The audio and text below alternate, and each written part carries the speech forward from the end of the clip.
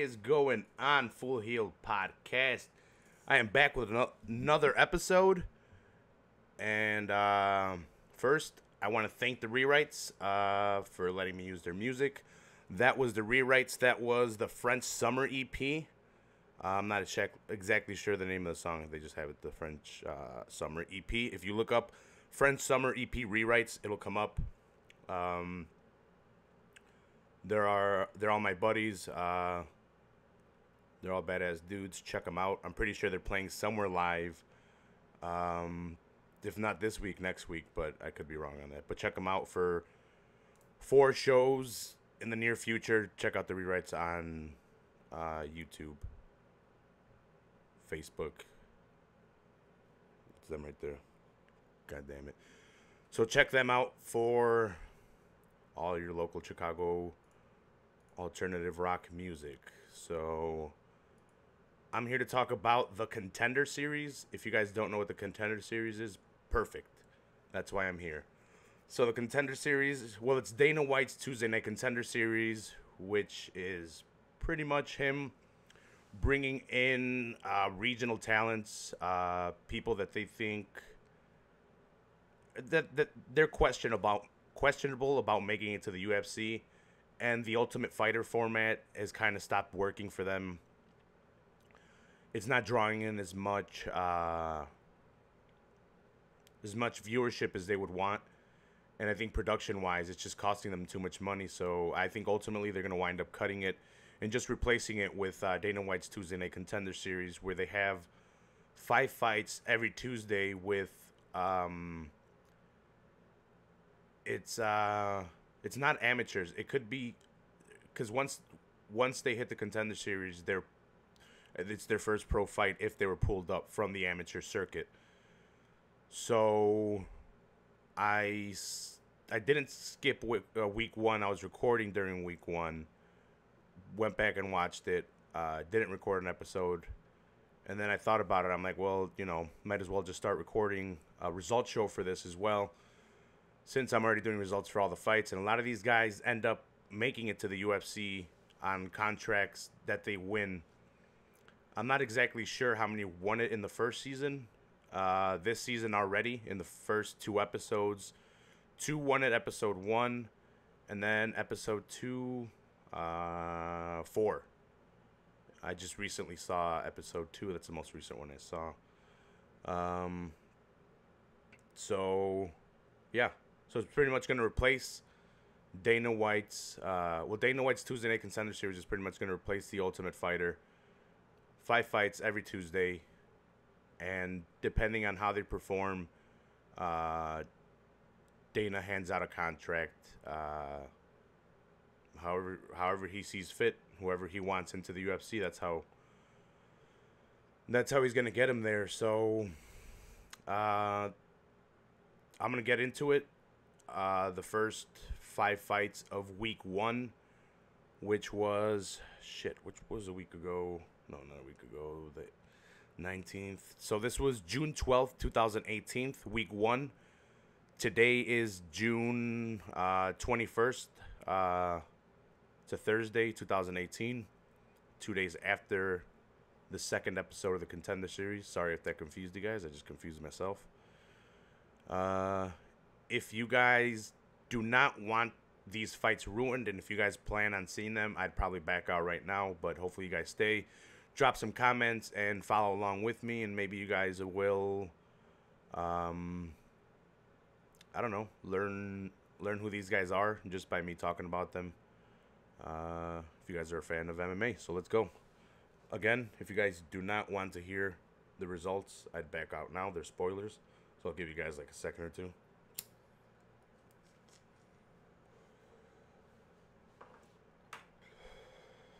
All right. Week 1. The first fight was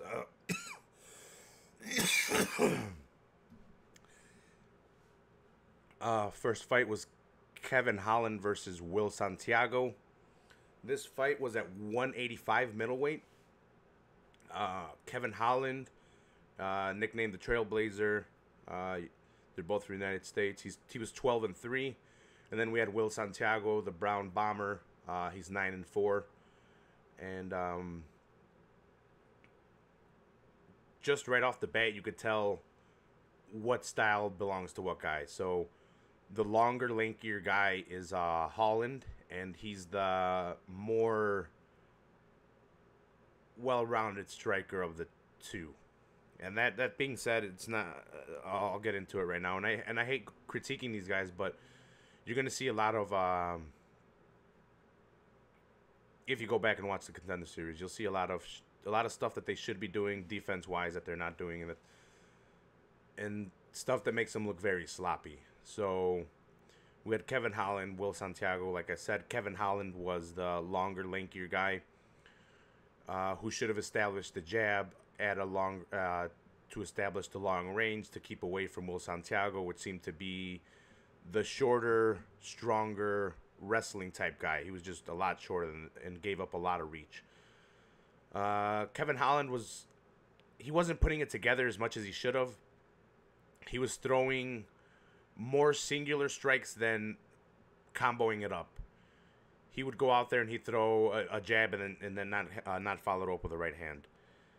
He'd go out there and throw a kick, and as good as it would land and as hard as he would hit him, he wouldn't follow it up with anything to cause more serious damage to, drop Santiago or something like that. Santiago was coming forward a lot, but Holland was establishing the range with single strikes, and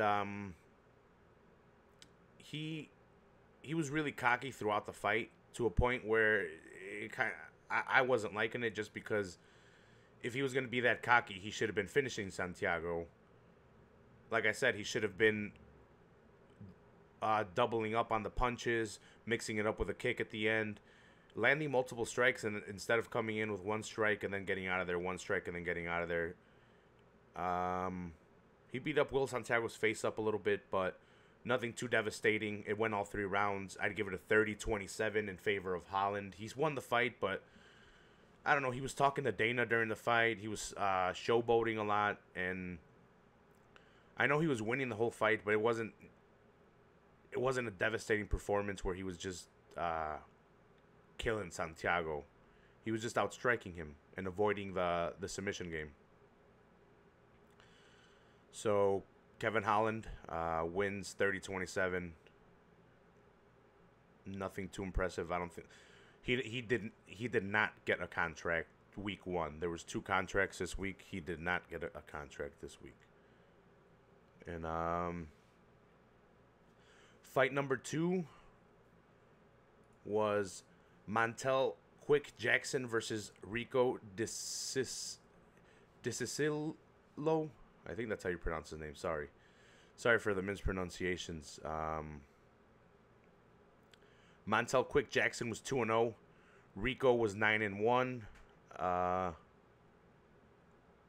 This was at... Damn, what weight was this? It says at 135, so these guys were at bantamweight. So, Rico Jackson was touted as the more decorated striker, the guy that had the better striking pedigree, and Montel Jackson was the more wrestling heavy guy. Montel Jackson came in outstriking Rico, and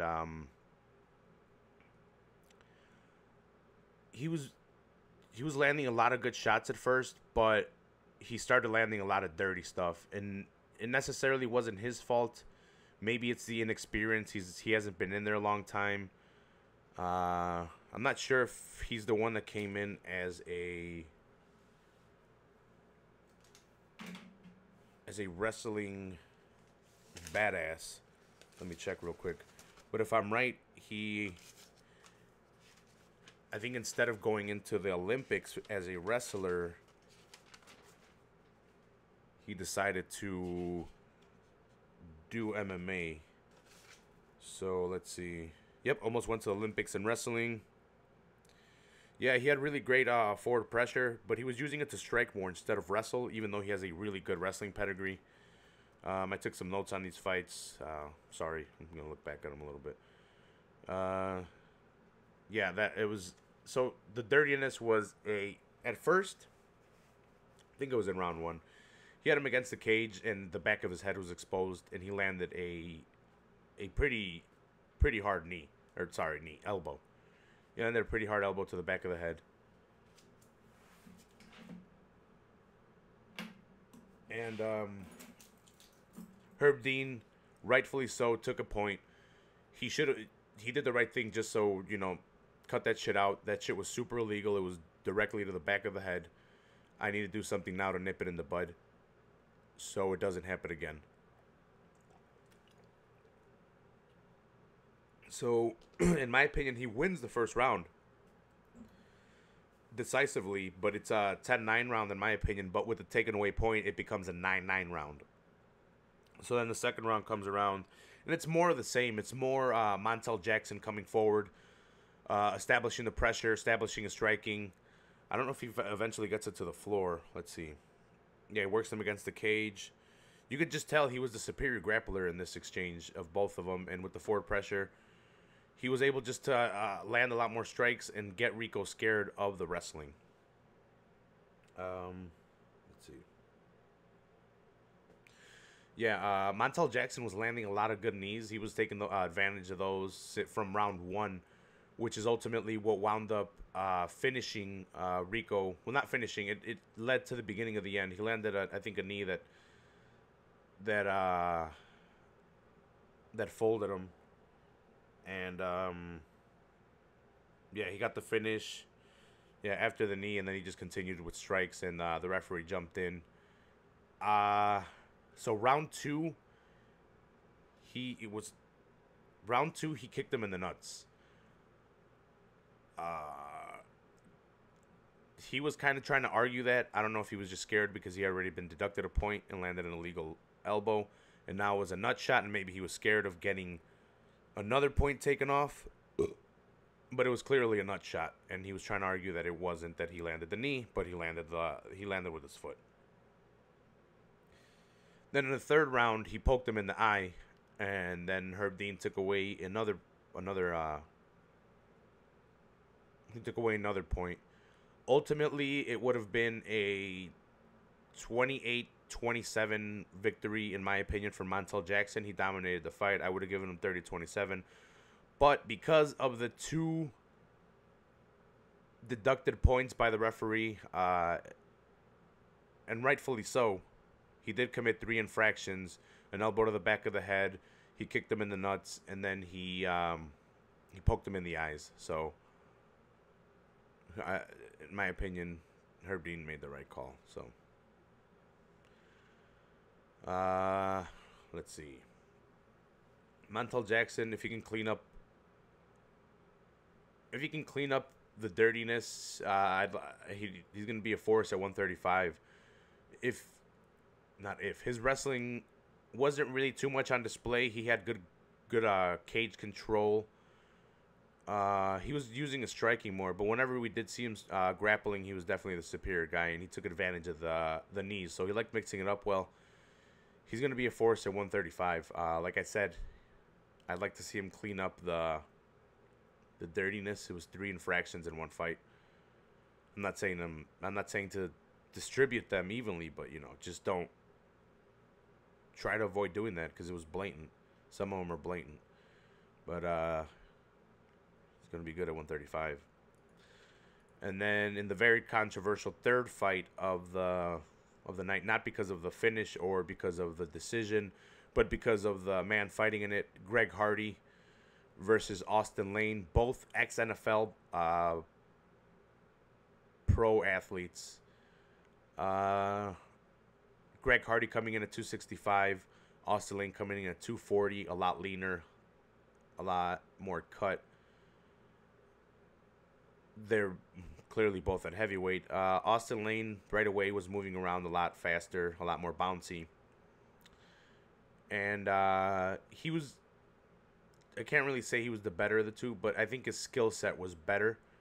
It's just Hardy was push forward and land the hard strikes, and that's what happened. He came forward, touched up Austin Lane, and landed it it was an overhand right that turned him around and buckled Austin Lane, where he dropped to the knee, and then to one knee, and then as he was trying to come up and recover and face Hardy again, he came over with the left hook, I believe, if I'm not mistaken, and he knocked out Austin Lane, earning himself a contract into the UFC. Greg Hardy, very controversial because of he was accused by his girlfriend, taken to court. Ultimately, his girlfriend did not show up to court, so he was acquitted. And that's what the controversy is about. He's given a shot in the UFC. So, what are you going to do? Well, he won this one, and Dana White said he's going to put him on some kind of program. I'm guessing like a Mackenzie Dern kind of thing, where he's going to go fight at either Titan or at LFA or the PFL. Maybe they're going to work something out where he goes to fight a couple times over there, polishes up some of his skills, because he was 0-0. I think he was 3-0 as an amateur, all knockouts. Then he came in here and knocked him out. He's got a lot of raw power, and he's an athlete. He knows how to work out. So if he's got the determination and the pro athleticism, he's going to be a force to be reckoned with in the heavyweight division. It's going to be scary to see that guy there. As much as you and I want to, not want him in there because of what he has done and what he's been accused of, because he was acquitted. So, at this point, what are you going to do? I'm not going to boycott the UFC. I did watch his fight, though. I guess I could boycott the guy's fights, but just not by boycott, I mean just not watch his fights. I'm not going to go out there and tweet him or anything. It's the UFC's decision. What is my tweet going to do? Greg Hardy picks up the victory, knockout, 1-0. He's one of the guys that earns a contract week 1 to continue on in some kind of program with the UFC. Fight number 4, the co-main event of the card, was Chris Curtis versus Sean Lally, both for the United States. 170, they're in the welterweight division. Chris Curtis is 18-5. Sean Lally is 7-2. Chris Curtis, I think, trains with Sam Alvey. Sam Alvey was in his corner. I forgot who Sean Lally had in his corner. If I remember right, Chris Curtis was a lot more boxier. He was definitely the better wrestler, but never really had to establish it. He was just coming forward, kind of boxed up a little bit more, and just wanted to, I guess, establish his range in the boxing. He didn't really incorporate a lot of kicks, but he was establishing his jab and getting his range. Let's see. Yeah, Sean Lally had a very good movement. He was escaping very well, but Chris Curtis just kept coming forward. Lally was landing a lot of good kicks. Let's see. Round 2, a lot more of the same. But just Chris Curtis was putting his combos a little bit more together. Instead of just landing the jab, he was landing 1-2s and then following it up with other stuff. And John Lally was doing more of the same, trying to use the outside, moving away, but still landing good kicks and trying to establish his game. Ultimately, in round 3, Lally got caught with a kick by Chris Curtis. It was more of a side kick, like to the face. Was it? Yeah, it was almost like a hook kick, but not really. It almost came up and then straight to the face, almost like a side kick. It looked like almost like a spinning kick, but it wasn't. It was just a straightaway strong ass kick by Chris Curtis. Landed on Sean Lally and then followed up with some TKO punches. Ref came in and stopped it. Chris Curtis with the victory, 19-5. Then the main event was Alfonso Menefield versus Deshaun Boatwright. Alfonso Menafield was in season 1 of the Contender Series. This is the second time around. His first time around, he won by doctor stoppage, and he wasn't satisfied with that. So Dana White wasn't satisfied with that because given the opportunity, he would have joined the UFC, I believe. But he decided to go pick up some more victories. He picked up, I think, 3 more victories, and then was given another shot in the Contender Series. And Deshaun Boatwright came out with a kick. At the same time, Menafield threw an overhand right that kind of clipped Deshaun, dropped him, kind of dazed him, and then on the floor, this guy followed him up really quick and finished him 9 seconds into the first round. He moves on 7-0. Deshaun Boatwright is 3-1 now, and this was at 205. So these two guys were powerful dudes. Menafield was just able to land a quick overhand, drop Deshaun real quick, and then finish him on the ground. So he gets the second contract of the night and moves on. Into the UFC. He's gonna actually get a real opportunity into the UFC instead of having to establish himself. So that's gonna be good. That was week 1. The results of week 1. The main event, Menafield Boatwright. Menafield won by TKO. Co-main event was Curtis versus Sean Lally. Chris Curtis versus Sean Lally. Chris Curtis winning by TKO as well, landing a kick, like a side kick on Curtis's face, and then landing some more punches, finishing it off by TKO. Greg Hardy lands an overhand right, finishes it off with a left hook, puts out Austin Lane. Both pro athletes from the NFL. Montel Jackson versus Rico DeCilio. Montel Jackson, 3 infractions, still wins by TKO. And then Kevin Holland versus Will Santiago. Kevin Holland picks up the win 30-27. Holland just couldn't do anything. Santiago couldn't really establish his game or get a takedown or anything. So Kevin Holland picks up the victory. And then, let's see. Let me pull up the card real quick. I just saw this card. In the first fight, we had... so this is Season 2, Episode 2 of the Tuesday Night Contender Series. First fight was Tyler Hill versus Dwight Grant.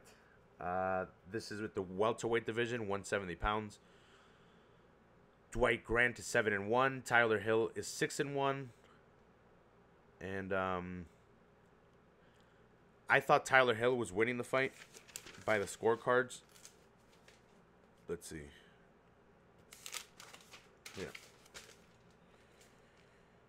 Yeah, he had really good kicks, really good pressure. He was landing very hard kicks to the body of Dwight Grant. Dwight Grant was coming forward, making Hill trying to move away.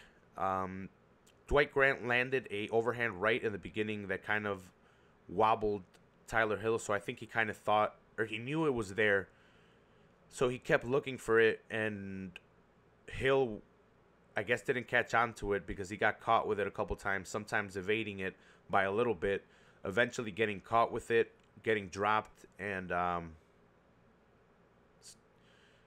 surprising knockout for Dwight Grant. He was getting a lot of body kicks, but he stuck it out. He stuck in there and picks up his victory in the Contender Series. He's 8-1. There was 4 contracts today. I think Grant got one. There's only 5 fights. So Grant, I'm pretty sure, got one. And then in the second fight was Ryan Spawn versus Emiliano Sordi. This was at 205. Emiliano Sordi. This fight ended really quick. Emiliano Sordi got caught. And wait, let me see what let me check my notes. Not that I don't want to remember this. Just that I don't. Yeah, he dropped Sordi with the right and then locked up a guillotine choke. Oh yeah, okay. So he dropped He dropped Sorty with a right hand, almost like an overhand right. This was like a really popular thing today, was an overhand right. These guys are very susceptible. They're not keeping their hands up.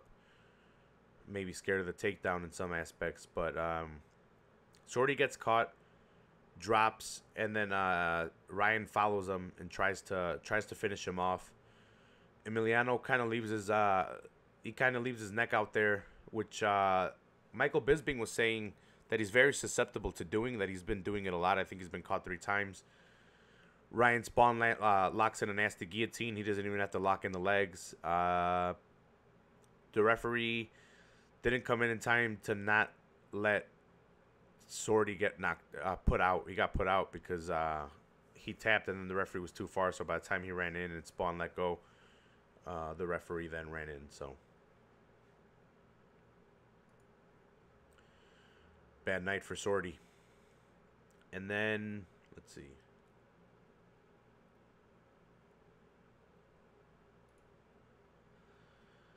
And then in the third fight of the night, we had Giga Chikadze versus Austin Springer. 5-1 for Giga Chikadze. Austin Springer's 10-3. Austin Springer had a stint in the Ultimate Fighter. He ultimately couldn't make it, so this is his second time at a chance at the UFC. So Chica Diaz is a decorated striker. They were saying in the commentators were that he's probably the most decorated striker the Contender Series will see this year, and they weren't wrong. He was throwing a lot of good stuff. He was cracking Austin Springer with a lot of body kicks. He was throwing question mark kicks like they were nothing. Not really landing some of those, but still, he was just kind of being flashy. Austin Springer was just kind of pushing forward and trying to grind it out, trying to get Giga to the floor. And then that's ultimately what wound up happening towards the later end of the fight. Halfway through the fight, he started getting the takedown more and just establishing control. Not really doing anything with it, but just Chiga would get up. This guy would get the takedown, establish control, and try to advance position and land punches, but not really. Till the third round, he started landing a lot. Kind of went wild with it. Chiga had to give up his back. Or Giga had to give up his back. He gave up his back, and Springer sunk in the choke. Third round, quite amazing on Giga's part. Not Giga, sorry. Springer's part. Giga was winning the fight, in my opinion, but he let himself get caught, and that was the end of that chapter. Co-main event of the night was Anthony Fluffy Hernandez versus Jordan, the Beverly Hills Ninja Wright. Jordan Wright was like the more traditional martial artist. He had taken martial arts. He can do like flips and do all those fancy kicks. And he was 9-0 versus Anthony Johnson, who was 6-0. Or Anthony Hernandez, who's 6-0. These guys fought at 185. Anthony Johnson came in very emotional because his father had just passed away, and they were best friends, and his father wanted him to be successful in this career. So he came out very emotional and knocked the fuck out of Jordan Wright. So Anthony Hernandez came in and landed an overhand right, and then followed her up with a left hook and just hurt Jordan Wright.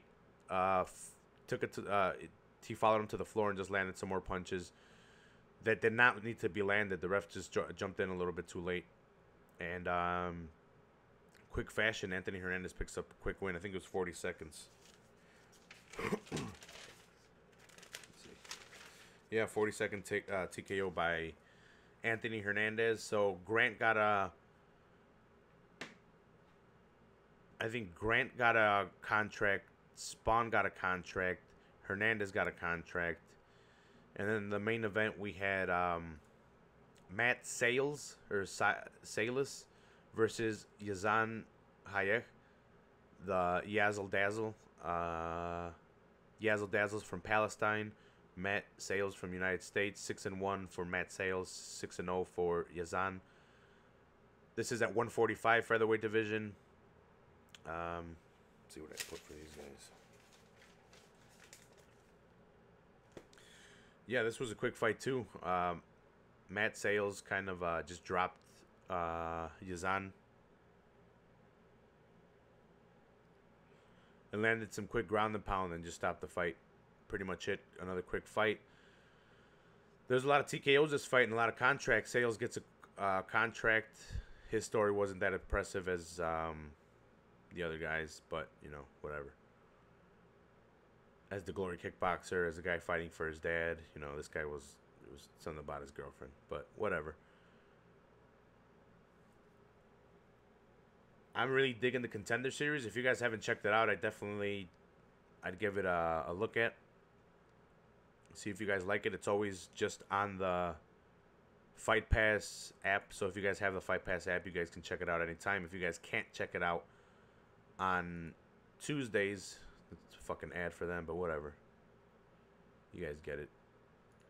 You guys like fights. But let me check out the upcoming card and give you some quick picks. I'm going to go over more with Jeff probably right now. He's going to hit me up, but let's see. The main event is going to be Donald Cowboy Cerrone versus Leon Edwards. Cowboy's number 11 in the division. Leon Edwards is 13. Leon Edwards is from Jamaica. Cowboy's 33-10-0 versus Leon Edwards, who's 14-3. He's at welterweight, 170. This is going to be a good striking match. Neither one of them really want to take it to the floor. And I think they're going to box it out. I don't think Cowboy's down and out. I just don't like him at this division. I think if he can make 155 healthily, then do it. But, you know, if 170, if he wants to bulk up a little bit more, this is a good fight because he's taken some losses that haven't been good for him. So Edwards is a good step down in competition to see where Cowboy's at. Like I said, I don't think he's out. It's going to be an interesting fight because this is an up-and-coming Leon Edwards, and he's a good striker as well. So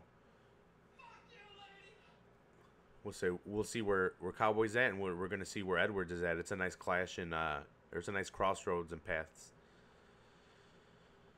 And then in the main event, we had in the co-main event, sorry, we're gonna have Ovince St. Preux versus Tyson Pedro. Tyson Pedro's the Australian guy that's been knocking people out recently. He's 7-1. Ovince St. Preux lands the St. Preux choke or the Van Flue choke, but they want to call it the St. Preux choke. I think he just got knocked out though in his last. Yeah, I think he got knocked out by short dude, the Hammer. Ilir Latifi. Yeah, he just got knocked out by Ilir Latifi. And I guess this is his redemption fight. But Pedro, I forgot who he knocked out because it's definitely a step up in competition for Tyson. A good step up in competition. We're going to see where he's at. But let's see. What do I got to look up? Who Tyson Pedro knocked out? Let's see. 7-1, Tyson Pedro. Who did he last fight?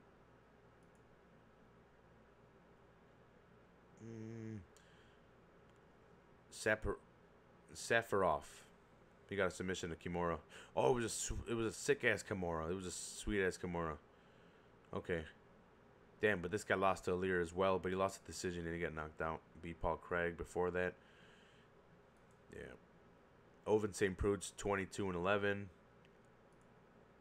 He just got knocked out by Latifi, so we're going to be able to see where he's at. See if this brings it up. Or if it's just going to be slow.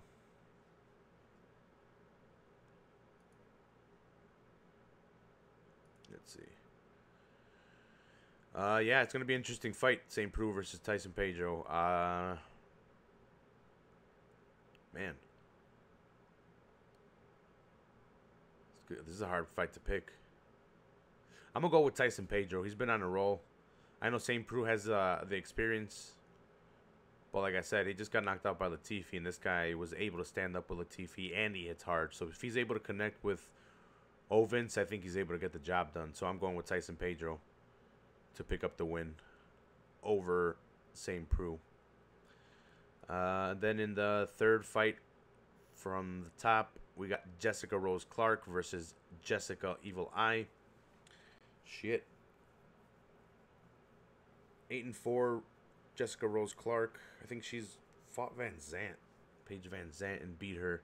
I think she's the one that broke her arm. Jessica Eye is coming off of a... Let me check. Don't remember Jessica Eye, who she fought last. She beat Ferreira. Calandra Ferreira by split decision. Damn, after coming 4 losses before that. I think Rose Clark is coming off, like I said, a victory over Van Zant, where Van Zant broke her arm, her own arm. Yeah, she beat Van Zant. She beat Beck Rollins. She's saying that she still needs to find herself in the octagon, if I'm not mistaken. I think that's what she said. She still needs to establish herself a little bit more. She hasn't been able to find it. She's still been able to pick up the win, so that's good. I'm gonna go with Rose Clark. I want Rose Clark to win. I've never really been a Jessica Eye fan. She's never been really that interesting to me, so I'm going with Rose Clark. Let's see. Any more? We got Jai Jiling versus Daichi Abe, or Abe, however you want to pronounce it, from Japan. Jai Jiling from China. 14-5 for Li Jai Liang. Abe is 6-1. Is that welterweight? I haven't seen too much of Daichi, so I'm going with Jing Liang, the Leech. He's got good wrestling, and he establishes position very well, and he won't let you get up. The Leech suits him as a very good name. Let's see. Any other fights I'm missing on here that I want to talk about? Not really. I just be talking out of my ass. There's a lot of new guys, or guys that I haven't seen a lot. Maybe Tsuruto Ishihara, but I don't know who he's fighting. But yeah. Check out the Contender Series if you haven't. Check out my Money in the Bank breakdown I just did. I just dropped it on Tuesday. I broke down NXT Chicago, Money in the Bank Chicago, and I talked about Raw for the next day. Shout out to the Rewrites. Thanks a lot for letting me borrow your music. And yeah, you guys are the best. Check out the Rewrites on Facebook, on YouTube for their music, on Facebook for their events. Also check out Rai. The singer from the Rewrites is the drummer for Rai, R-A-I. Check them out as well. They're always doing shows all around Chicago. If you like live music, you like rock and roll, you like instruments, check out the Rewrites. Always doing shows. Those guys are badass. Thanks a lot for checking out the Full Heel Podcast. You guys are the best. I love all you guys. I will see you guys next week. Maybe Saturday if I drop a results show. But then I won't drop one Tuesday. But then I can just talk about Wrestling Tuesday. We'll see. We'll see if I come out Saturday or Tuesday with the live results. We'll see. So thanks a lot for joining me. I'll see you guys next time. And hit that subscribe button. Share this shit. Do all that stuff.